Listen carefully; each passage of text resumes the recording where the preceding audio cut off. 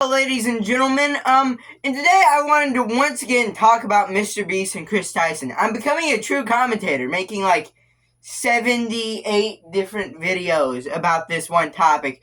But anyways, I wanted to kind of shift the focus from Mr. Beast and Chris Tyson and all his little funny associates here today to talk about the other side. Now, obviously, I want to just make this statement clear in the opening part.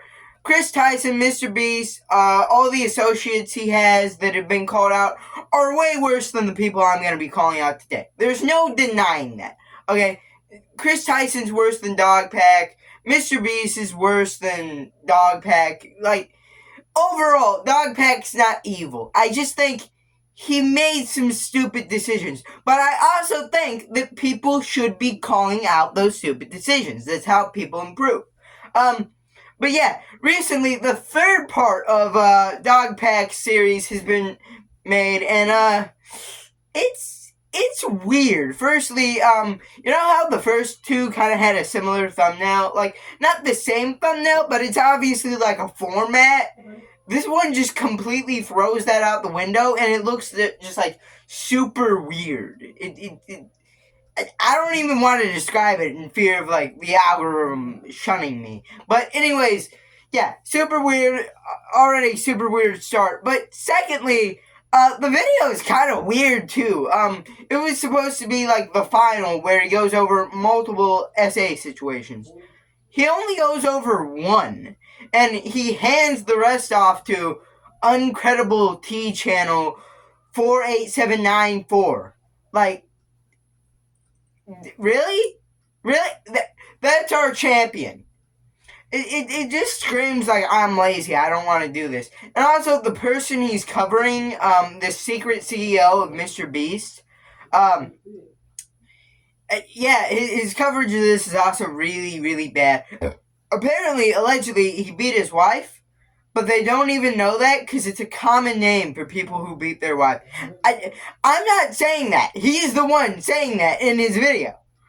So he basically, for like half a minute, promoted a false allegation, or an uncredible allegation. Now this isn't just Dogpack 404's problem. From the very beginning, when we were just talking about the degeneracy of Chris Tyson, we had some sloppy coverage. Obviously, it kind of flew under the radar because it was Chris Tyson, the probably most evil person in this whole situation. But yeah, there was a lot of like scummy coverage, or not scummy, but sloppy. As I keep reiterating, just sloppy coverage of the whole situation. Apparently, the how they got Lava's testimony is they gave him a false interview for a job, and then all the information, he just spilled all the information to him. I don't get how that works, but if you were asking the question, oh, did he get the job? No, he didn't even get the job. And he made a response video like, guys, he was gonna get the job. And also, apparently, you know the guy who made the Chris Tyson video that exposed it? Can't remember the name off the top of my head. He plagiarized that video from someone else. No. I can't believe I'm saying this. He plagiarized the video from someone else. I don't even know how no one noticed this yet. But also, that person was in a debate with Smaggledaggle, and he was basically saying, why didn't you, like, wait a little bit to get all your facts straight, and then produce the videos? And they were like, we are under a strict, like, time crunch because of legal issues.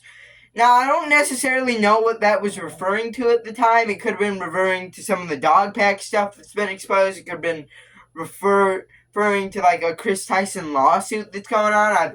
I've heard something about that. Apparently, law enforcement is involved, which, and honestly, fair enough. We should get like child protective services in there for his kid. Like, just obviously, some law enforcement should probably be involved in the situation somewhere down the line. But yeah, it was just like really confusing, the debate they had with Smaggle Daggle. And by the way, Smaggle Daggle won the debate, and he can't even pronounce his R's. This is just like completely embarrassing. And also, I think I've already mentioned this, but Jake Wellow took a bribe from Mr. Beast.